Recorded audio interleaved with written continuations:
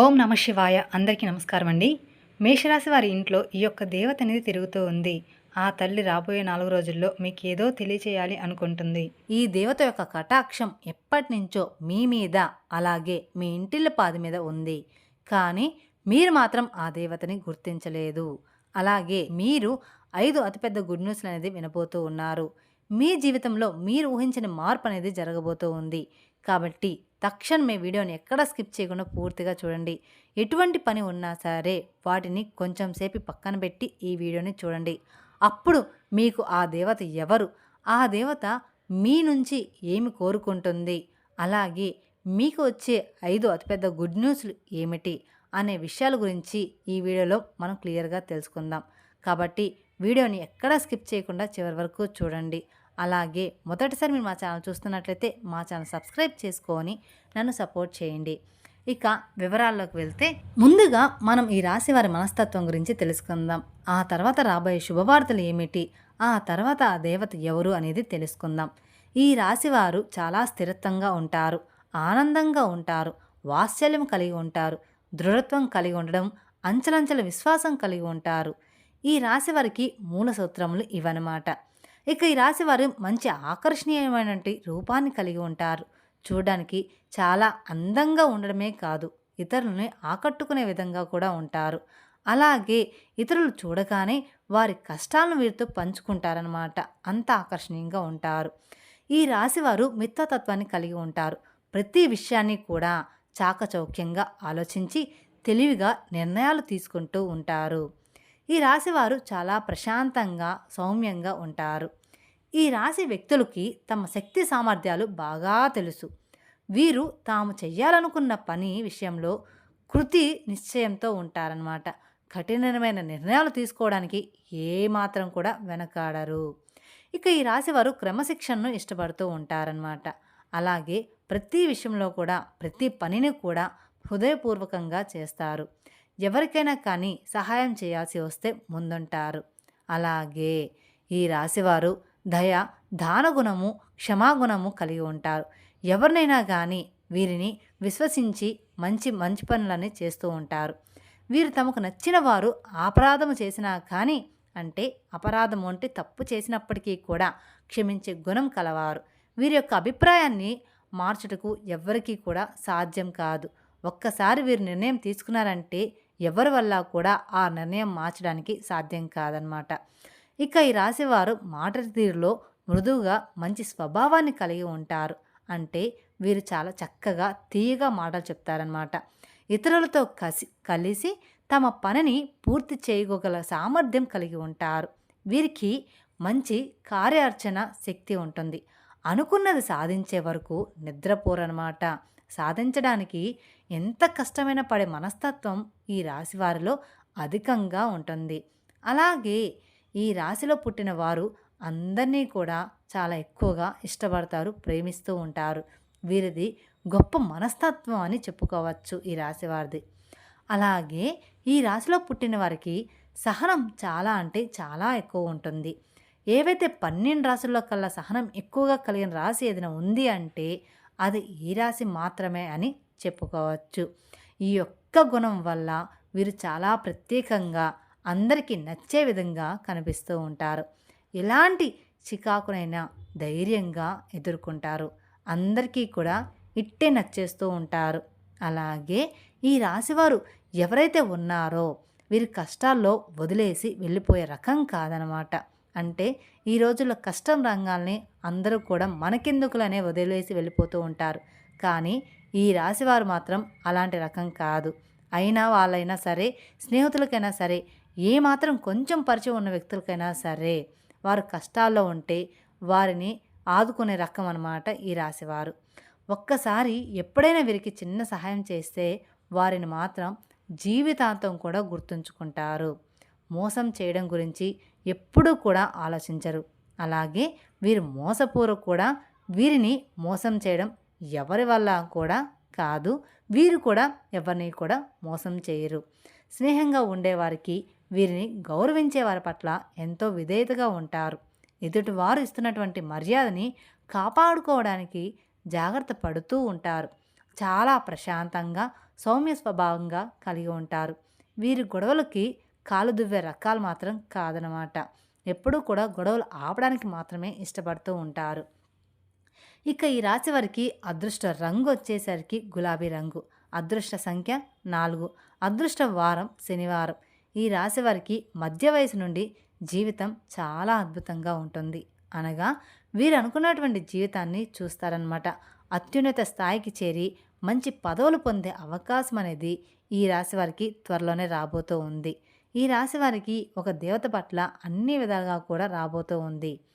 ఇక ఈ రాశి వారి మంచిదనం అంటే మంచితనం, ధన సంపాదన, స్వగ్రామం నిర్మించుకోవడం జరుగుతూ ఉంటుంది.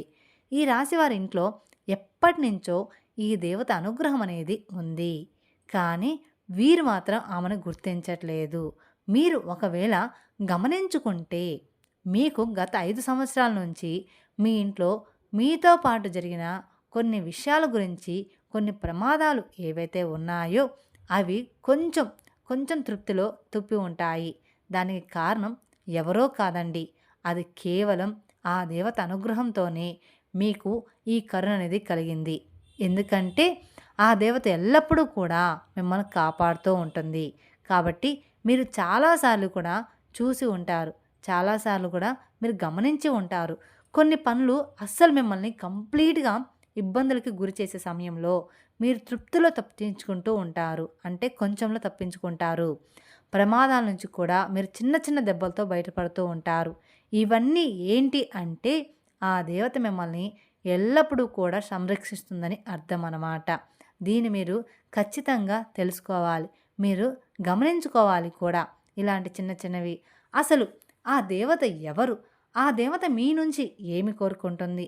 అలాగే మీరు ఆ దేవతని ఏ విధంగా గుర్తించగలరు? ఇవన్నీ కూడా ఇప్పుడు ఈ వీడియోలో మనం వివరంగా తెలుసుకుందాం. ఎప్పుడూ కూడా ప్రతి ఒక్క మనిషికి ఒక కులదైవం అనేది ఉంటుంది. కానీ ఈ రోజుల్లో ఎవ్వరికీ కూడా వాళ్ళ కులదైవం ఎవరు అనేది తెలీదు. ఏమాత్రం కూడా ఐడియా అనేది కూడా ఉండడం లేదు. ఎప్పుడైతే మీ ఇంట్లో ఉన్న పెద్దవాళ్ళు మనకి చాలా చక్కగా, అలాగే మన ఊర్లో ఎప్పుడైతే మనం ఉండేవాళ్ళమో అక్కడ కులదైవానికి సంబంధించిన ఏదో ఒక చిన్న గుడి కానివ్వండి, లేదంటే మందిరం కానివ్వండి ఉంటుంది. కానీ ఈ రోజుల్లో ప్రతి ఒక్కరూ కూడా సిటీ లైఫ్‌లో బ్రతుకుతున్నారు. అలాగే వాళ్ళు ఏమాత్రం కూడా ఇటువంటివన్నీ కూడా అస్సలు పట్టించుకోవట్లేదు. మీరు ఇవన్నీ ఎప్పుడూ కూడా మంచిగా ఆరాధించుకోవాలి.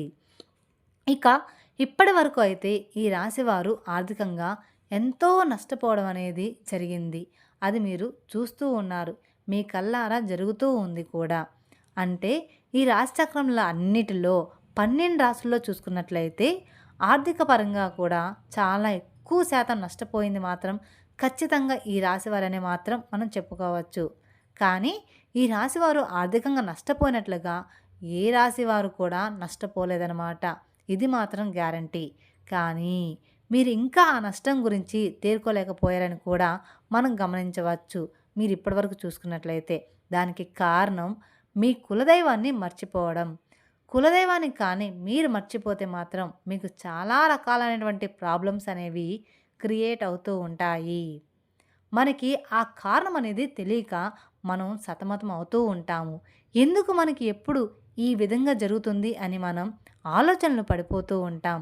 అలాగే మీ పెద్దవారిని అడిగి తెలుసుకోండి.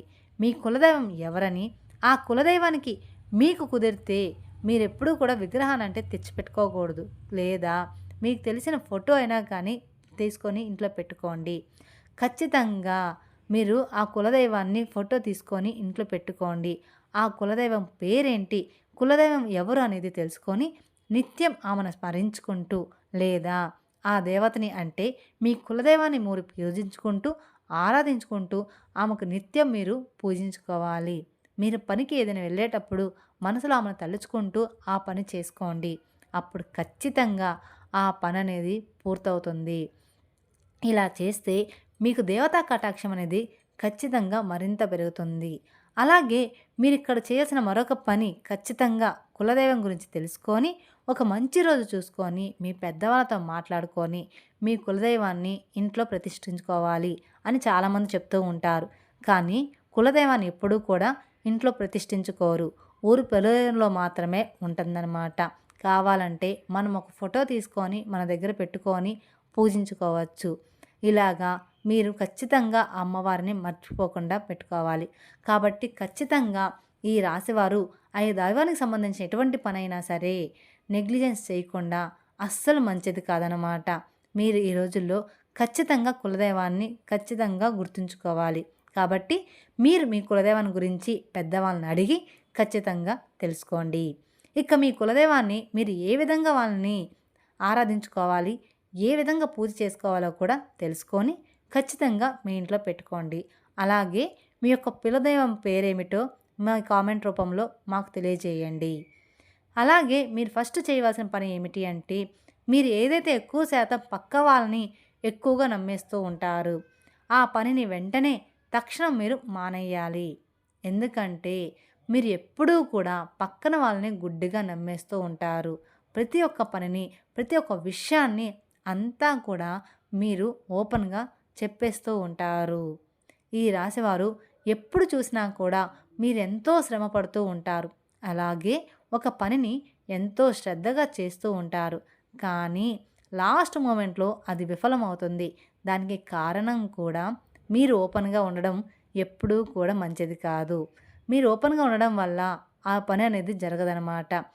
మీరు ఓపెన్‌గా ఉండి చెయ్యాలి అనుకుంటే మీరెవరికీ చెప్పకుండా దాన్ని శ్రద్ధగా ఎంతో కష్టపడి పని చేయండి.